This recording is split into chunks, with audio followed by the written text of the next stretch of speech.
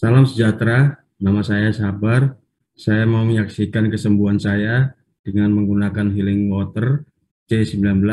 Beberapa minggu yang lalu, setelah saya negatif COVID, saya batuk dan keluar darah. Mata saya juga mulai buram, tidak seperti biasanya. Jalan sedikit saja, napas ngos-ngosan dan terasa capek. Kemudian teman istri saya memberikan kami healing water C19.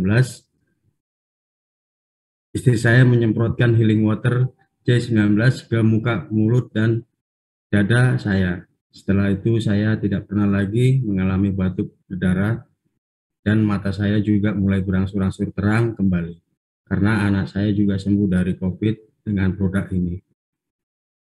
Maka saya memutuskan sampai saat ini untuk tetap menggunakan produk ini sebagai upaya pencegahan dari sakit COVID kembali. Demikianlah kesaksian ini saya buat supaya bermanfaat bagi teman-teman yang menontonnya.